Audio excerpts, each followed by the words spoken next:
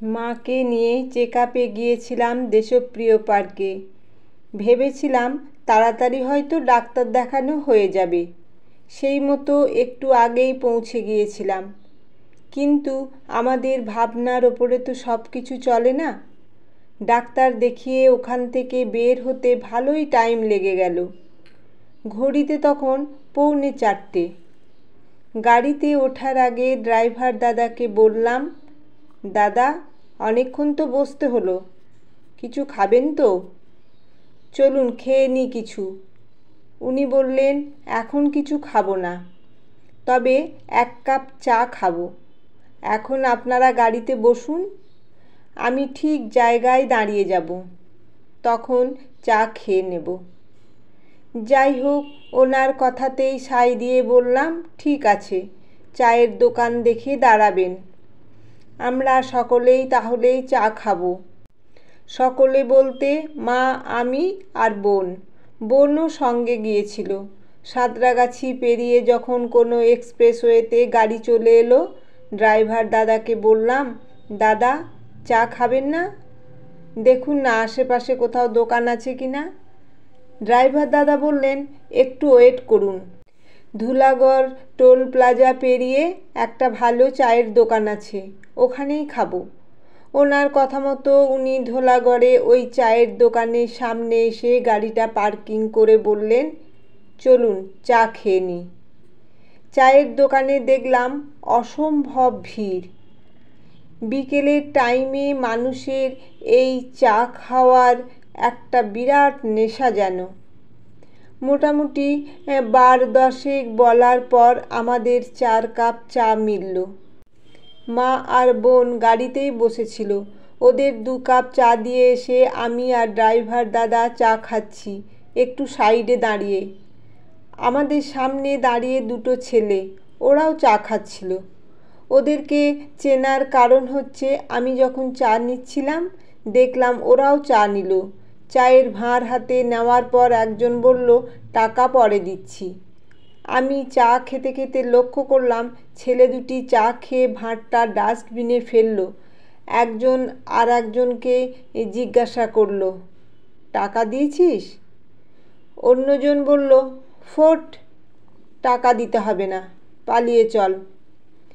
ওর একদিনে চা বিক্রি করে যা ইনকাম, তোর 10 দিনের ইনকামের সমান।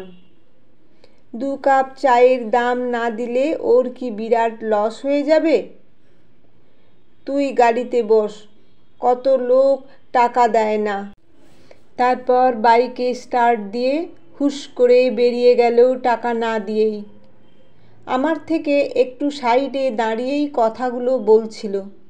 আমি শুনে তাজ্জব বনে গেলাম। চা খেয়ে টাকা না দিয়েই চলে গেল, একটুও খারাপ লাগা কাজ করলো না? কেন জানি না আমার খারাপ লাগছিল। মনে মনে ভাবছিলাম, অপরাধবোধ কি সকলের মধ্যে কাজ করে? করে না। করলে তো এই পৃথিবী স্বর্গ হতো। মানুষ মানুষকে ঠকিয়ে কি পায়? আদৌ ভালো হয় কি? সে যাই হোক, আমার চা খাওয়া হয়ে যেতেই ভিড়ের মাঝে গিয়ে আবার দাঁড়ালাম টাকাটা দেব বলে। 50 টাকার নোটটা হাতে দিতে ছেলেটি জিজ্ঞাসা করলো, কত টাকা কাটবো? বললাম, 4টে চা নিয়েছি। বলল 40 টাকা। 10 টাকা ফেরত দিতেই আমি ওই চা বিক্রেতা ছেলেটিকে বললাম, আরও একটি লোক রাখো ভাই, তা না হলে এত লোকের হিসেবে রাখবে কি করে? কে টাকা দিল কে দিল না সেটা তো বুঝতেও হবে। এই তো দেখলাম 2জন চা না খেয়ে টাকা না দিয়ে বেরিয়ে গেল। কর্মব্যস্ত ছেলেটি আমার কথা শুনে তখন হাসছে। অন্য একজনকে চা দিতে দিতেই বলল, হিসাব রাখার লোক তো একজন আছেই, বলেই ওপর দিকে তাকালো। তারপর বলল, সামান্য চা খেয়ে টাকা না দিয়ে আর কত দূর যেতে পারে? এ হচ্ছে হিসেবের কড়ি। আমি জানি এরকমটা কেউ কেউ করে, তবে আপনাদের মতো বিশ্বস্ত মানুষ সবচেয়ে বেশি। আপনি তো টাকা না দিয়ে চলে যেতেও পারতেন, কিন্তু আপনি যাবেন না, কারণ আপনার মধ্যে ঠকানোর মানসিকতা নেই। আমার মতো সামান্য চাওয়ালাকে যে ঠকাবে, তার কর্ম দেখার জন্য ওপরওয়ালা আছেন, ও নিয়ে আমি ভাবি না। তবে দাদা, আমি কাস্টমারকে বিশ্বাস করি, বিশ্বাসেই তো জগৎ চলছে। 2 কাপ চায়ের দাম মাত্র 20 টাকা। 20 টাকার জন্য যদি কেউ ঠকায়, সেটা ভাবলেই আমার হাসি পায়। সততা নিয়ে চলি, আপনাদের আশীর্বাদ আর ভগবানের আশীর্বাদে আমাকে কেউই ঠকাতে পারবে না। সত্যিই তো, বিশ্বাসেই জগৎ চলছে, বিশ্বাসেই জীবন চলছে, বিশ্বাস নিয়েই তো মানুষ বেঁচে আছে। মানুষকে ঠকিয়ে আর কত দূর যাওয়া যায়? হিসেবের করি বেহিসেব হবে না। কারোর সত্যিকারের পরিশ্রম মেহনতকে ফাঁকি দেওয়া যায় না।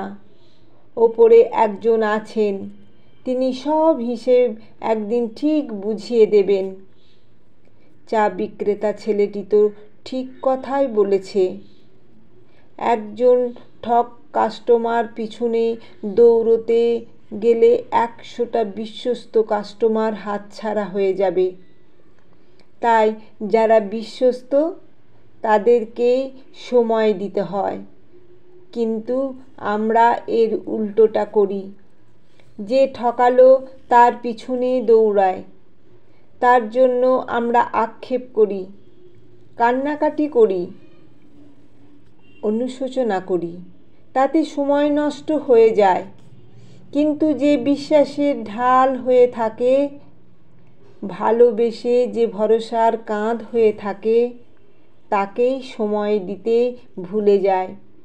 ভুল মানুষের পিছনে দৌড়াতে গিয়েই আমরা হয়তো অনেকেই সঠিক মানুষকেই এই জীবনেই হাতছাড়া করে ফেলেছি। তখন হাজার চেষ্টা করেও হিসেবের কড়িকে আর মেলানো যায় না।